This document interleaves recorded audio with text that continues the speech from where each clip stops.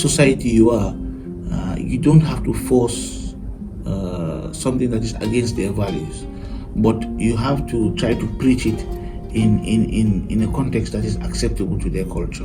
Adolescents don't really have a different access point here. Through the years of working, I got to really understand that labor pain is excruciating. Of course, in the Gambia, most people don't practice pain relieving labor. The awareness is not that much, even among healthcare personnel. Obviously, with pharmacological method, very few practice it. I try to educate people about non-pharmacological methods of pain relief. I am very happy when I see men come to labor. In fact, I encourage them to come and stand. With that, I guess they'll understand the need for spacing, the need for sexual and reproductive health.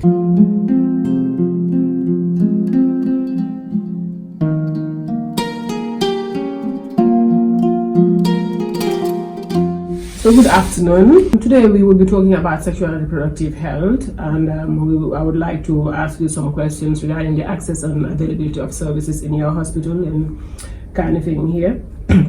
Yes, please. What is your name, sir? I'm Dr. Green Harris. And what do you do? I'm an obstetrician gynaecologist in Kanifing General Hospital. Okay. So basically, before we get into it, when we say sexual and reproductive health, how would you explain that to a lay person out there? Sexual and reproductive health is one term, but there are two important words there: reproductive health and sexual health. So these two entities can be separated.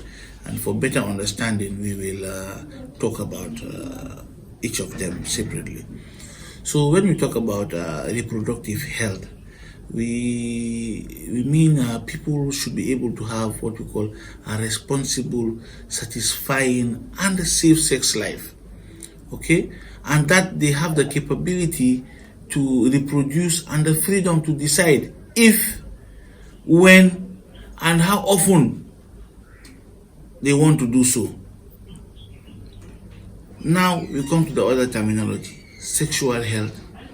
So when we talk about sexual health, we mean it's a state of physical, mental, and social well-being in relationship to sexuality.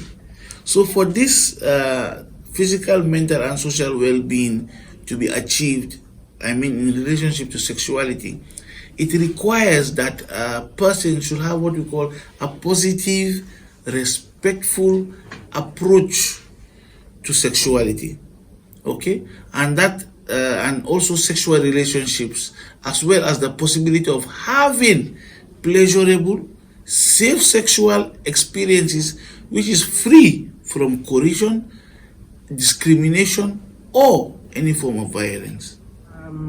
But in a country where talking about sexual health is a taboo, how do you basically explain the importance of this issue to people that are not, for example, married, or people that don't talk about these kind of things? Well,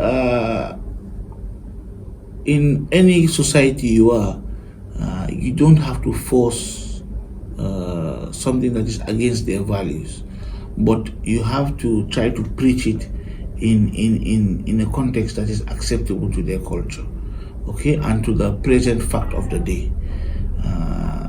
From what I see in my hospital, in the hospital here, we have been having series of cases of young women, not married, single, who come here with cases of incomplete or unsafe abortions. Okay, so this is one of the reasons why we should be preaching about safe sexual and reproductive health. Okay, and if you go back to the schools, I think this is a good opportunity to do a research to see how many of the young people in school are sexually active, and I'm sure we will be able to get good data which will furthermore give us the mandate to be able to preach sexual and reproductive health to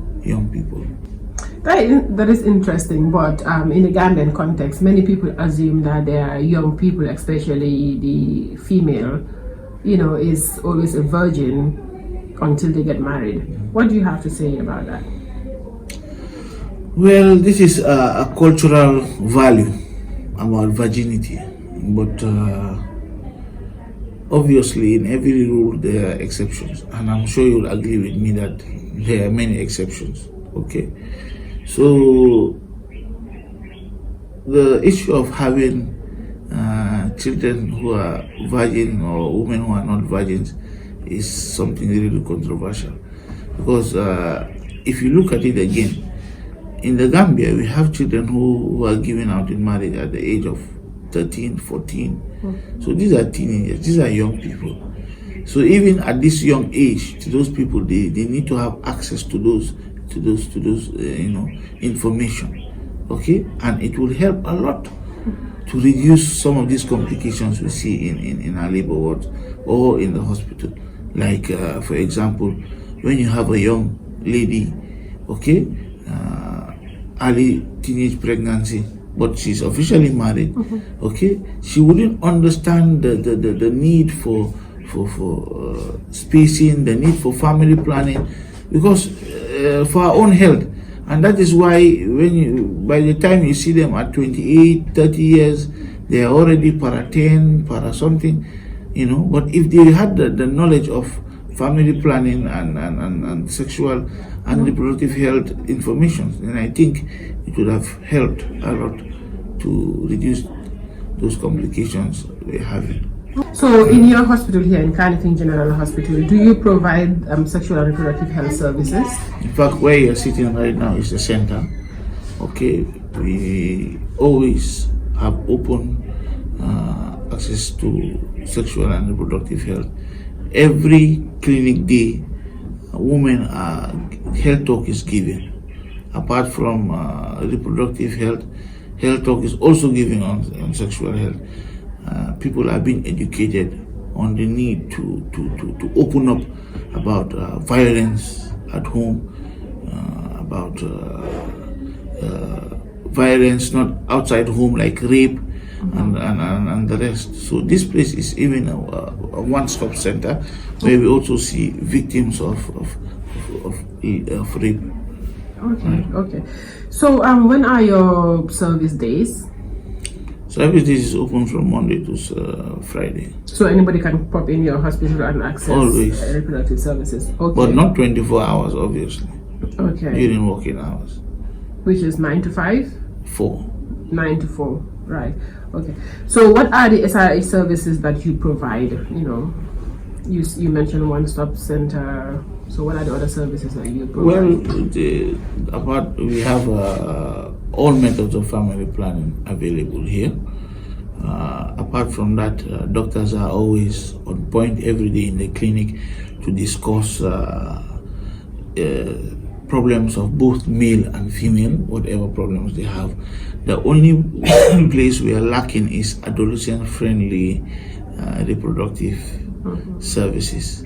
Okay, because as you can see, as we mentioned earlier, we don't have that environment that is friendly to adolescents, so that they can easily walk in and have access to family planning methods, both male and female alike. That's interesting, because when we say sexual and reproductive health, and knowing that this topic is a taboo in the Gambia, for example, young people may want to talk to professionals or other people regarding this issue. But if you have services that is not adolescent friendly, how would you encourage access for this kind of group? Yes, this thing starts from the family as the basic unit of socialization, where the parents are open to their children, to talk to their children about both sexual and reproductive health. Okay, basic knowledge. Okay, apart from that, the next thing we can do, which I'm sure is being done at school level, is sexual and reproductive health. Also is being taught at school, if I'm right. I think there is a topic like that or a subject like that in school. Away from that level of school, we have so many organizations in the Gambia preaching such, and the hospital itself is always open, all right? And if somebody, the only thing, somehow in other centers, they try to create an environment that will be easy for adolescents to access the family planning, like creating a different entrance, different from the entrance where the other clients are going to use to come in. So they can easily come in, access the doctor, and have one-on-one talk with the doctor, advice given, and then they can have whatever method or whatever advice they need to have. So is that a problem here? You adolescents don't have a different access point? Well, adolescents don't really have a different access point here, and it is not very common to see adolescents coming in for advice or to seek help. And I would have really loved that we really open up and talk about these things.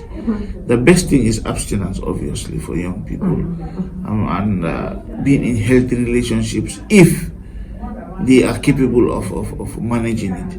Okay, but if they are not informed about it, how would they get to know about it? So what I really think is that we should step up and open up to educate them, to talk to them about this, and if need be, even the subject teachers at school should be given more information so that they can pass it on to the adolescents in school. So, are there any difference in accessibility of services by married women compared to unmarried women? Not at all. They are all free to have access to services. Okay. In fact, one thing I don't like to do is to discriminate. It is not my business whether someone is married or whether somebody is not married. This is the person's right. Once you are officially of age, it's your official right. I don't have a right to question you why you're doing something, why you need some information. That's your right. You have a right to it. So there should be, and there is no discrimination towards a person because of marital status. What advice would you give to the unmarried people out there that just think or don't know how to have safe sex or abstain, or don't have any information out there, but they just engage in risky sexual activities? Yes, we usually see so many cases, in fact, cases of people who come with unwanted pregnancies, who come with unsafe abortions, but if they had had the information at hand, they wouldn't have been in that mess. So I think this is very important for them to know and for them to be reassured that they have access to these things at all facility levels in the Gambia. Okay, we have access to all this, so they shouldn't think that because they are not married or because they are single or whatever, they can't have access to it. They are open to visit us anytime, and we will obviously give them all the information and support they need. Whether it's not only about sexual, as I said before, when you talk about this sexual health, it's not only about having safe sex, but even violence, discrimination. All of those things are things people should seek help about. Okay, and they should be open to come. We have counselors here. We have midwives who are trained for that. Even the doctors obviously are trained. So they have access. They have the materials are available, and everybody is here, human resource, so they can always come. We also understand that sometimes young people, especially, but it's a general information that people get that accessibility of services in hospitals sometimes is mainly deterred by attitudes of health professionals. Sometimes they would try to help, but for example, when you come to deliver, you're crying and going through pain, you basically look down low upon, or you are not the normal woman that endures pain if you scream or if you complain, or these kind of things basically affect how people access services. What do you have to say about that? You're quite right, and I agree with you. It's a problem not in the Gambia alone, worldwide, especially in developing countries. Okay, especially in developing countries, I say again. But through the years, I've come to understand that the main reason why we have these problems is they're multifactorial. Okay, number one is lack of the knowledge. Number two, I think, is because we don't prepare the patients for birth. That is to say, birth preparedness. Because most people come, especially the first timers, the primates, primate gravidas, they come to labor not knowing what to expect. So it's something like a shock to them. We don't also practice pain relief in labor. Also, we should also bear in mind that the workload sometimes is just overwhelming on the health personnel. And for you to have a very quality service, it demands for what we call one-to-one. Okay? The most ideal is one midwife to one patient, one-on-one. But in most facilities you go, it's like one midwife to 5-6 patients. So you can't afford to really have that time to give in all that you have to give in. So these are all challenges that should be overcome for us to improve on that. Okay, and about people feeling that what we were talking about was the issue of labor you talked about. For example, for example, what about the issue of coming for reproductive or sexual health information or services? I don't believe that people are discriminated. Okay, you will be advised, and I always put it to a team that we should not stereotype or sort of like be judgmental. It is not for me to judge. Okay, we have to be open. We have to give them what they really need, because if we do so, we are reducing the burden on ourselves. Do you understand? The complications we are going to reduce, because those complications will come back to us and it will be a burden to the health system. So if we do the preventive measures, teach them, educate them, give them the services they need, then we are reducing the burden on our own selves. So in a nutshell, what you're trying to say is, we have a shortage of health professionals to be attending to, for example, reproductive. Well, that is everywhere in developing countries. It's not a secret. It is everywhere in the developing countries.